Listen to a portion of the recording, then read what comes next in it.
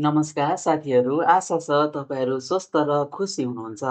आज म तपाईँहरूसँग एउटा यस्तो महत्त्वपूर्ण कुरा सेयर गर्न गइरहेको छु, जसले हाम्रो जीवनलाई अझ राम्रो बनाउन सक्छ। त्यो हो नियमित योग अभ्यास। किन दैनिक रूपमा योग गर्नुपर्छ? आउनुहोस् छोटो तर धेरै महत्त्वपूर्ण कुरा गरौँ।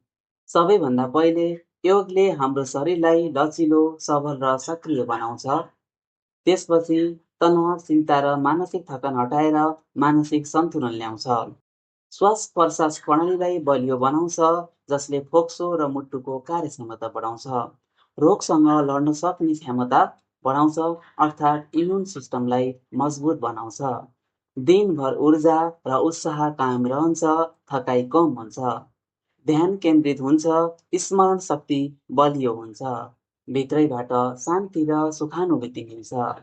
सकारात्मक जीवनशैली विकास हुन्छ, जस्तै राम्रो आहार, राम्रो सोच र राम्रो व्यवहार।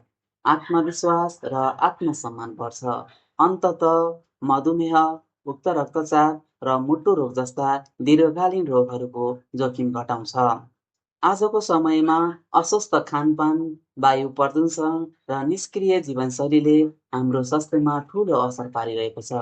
यस्ता चुनौतीहरूको बीचमा योग भनेको शरीर, मन र आत्मालाई स्वस्थ राख्ने एउटा प्राकृतिक र प्रभावकारी उपाय हो। त्यसैले साथीहरू, योग केवल व्यायाम होइन, जीवनलाई पूर्ण बनाउने कला हो। थोरै समय भए पनि हरेक दिन योग अभ्यास गरौँ, आफ्नो स्वास्थ्यमा लगानी गरौँ। आजैबाट सुरु गरौँ। सानो प्रयासले ठुलो परिवर्तन ल्याउन सक्छ।